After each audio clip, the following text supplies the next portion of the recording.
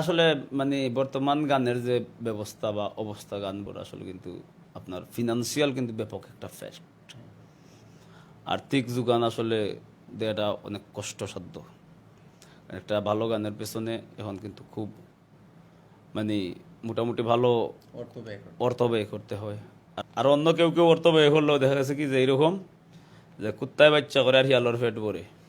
আসলে আমরা এমন একটা পৃথিবী হোক, গানের এমন একটা অবস্থা হোক যেন সবাই যেন সমান তালে কাঁধে কাঁধ মিলিয়ে সবাই যেন সমান তালে বাঁচতে পারি, সবাই যেন সমান তালে এগিয়ে যেতে পারি।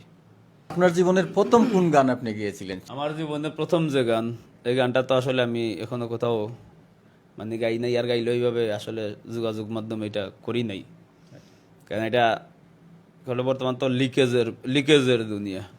হুম, লিকেজের দুনিয়া। বর্তমান গানের যা অবস্থা, যেমন ধরেন গীতিকারেরও অভাব নাই, কণ্ঠশিল্পীরও অভাব নাই, সুর বাটফারেরও অভাব নাই। এমনিতেই একজনের গান আর একজন নিয়ে গাইয়া ফেলাইতেছে।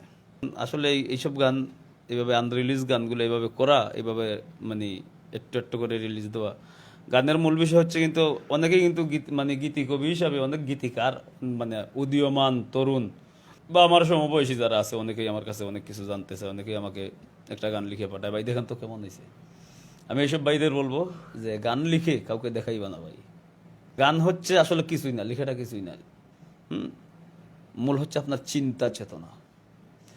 আর এরকম শেয়ার করলে যদি আপনার চিন্তা চুরি হইব, কিন্তু গান চুরি হবে না, আপনার চিন্তাটা চুরি হবে। এই চিন্তা যেন চুরি না হয়, চিন্তা চুরির রাস্তা যেন আমরা কাউকে করে না দেই, সেজন্যই মানে আনরিলিজই থাক। আর এটা এটা আসলে প্রথম গান আমি শুরু করেছি একটা দেশের গান দিয়ে। সেটা হয়তো রিসেন্ট শুনবেন আপনারা। এখন আমি গাইতে চাইতাম কারণ যারা সামাজিক যোগাযোগ মাধ্যম ব্যবহার করি, আসলে এই সামাজিক যোগাযোগ মাধ্যমটা আমাদের চরিত্রের মতোই ধরে নিতে পারি। আমাদের চরিত্র যেমন, আমরা যেইভাবে চরিত্রকে আমরা লালন করব, সেইভাবে যদি সামাজিক যোগাযোগ মাধ্যমটাকে আমরা ভালো কাজে ব্যবহার করি, তাহলে কিন্তু আসলে এটি যে সামাজিক যোগাযোগ মাধ্যম যে নামটা, সেই নামটা আসলে বহাল থাকবে। আসলে আমরা চাইছিলাম সেই গানটি শোনার জন্য, যেহেতু আনরিলিজ, এটা আসলে কোনোভাবেই শোনা সম্ভব না। আপনার পছন্দের একটি গান এখন দর্শকদের উদ্দেশ্যে উপহার দেন।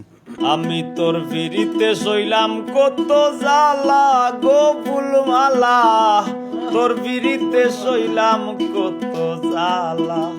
ভেরি হ্যাপি নাও, আমরা পাগল হাসানকে পেয়েছি এবং আপনাদের সামনে তার এই গানগুলা উপস্থাপনা করতে পেরে আমাদের নিজেদের কাছে আসলে অনেক ভালো লাগতেছে। দর্শক,